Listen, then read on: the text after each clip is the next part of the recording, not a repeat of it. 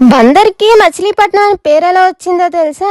మచిలీపట్నంలో ఒక పెద్ద చాప ముళ్ళతో కోటగుమ్మం కట్టారంటండి, అందుకే మచిలీపట్నం అని పేరు వచ్చింది. అలాంటి పెద్ద చేప ముళ్ళని ఇప్పుడు చూపిస్తాను. ఎండి చేపల్లో ఎన్ని రకాలు ఉంటాయని నాకు తెలియదు, నాతో పాటు మీరు తెలుసుకోండి. కింద స్క్రోల్ అవుతున్న నెంబర్కి కాల్ చేస్తే మీకు కావాల్సినన్ని పంపించేస్తారు. తింటే మంచిది కదా, మంచిది అంటే మనం వదలకూడదు. సావడాయలు పెద్ద సావడాయలమ్మా, ఇదేమో కుక్క సావడాయలు, కడ్డీలు అంటారు, కుక్క సావడాయలు కూడా అంటారు.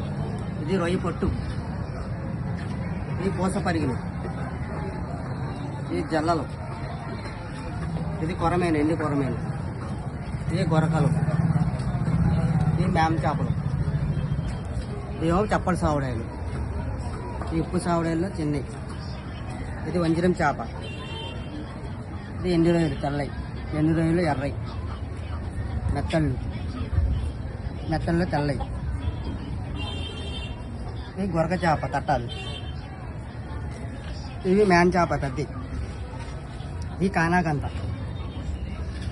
ఇది మెత్తళ్ళు తెల్లయి పెద్దవి, ఇది ఉప్పు చేప కండ, ఇది ఉప్పు చేపలోనే పండుగ ఉంటుంది, ఉప్పు చేప పండుగ.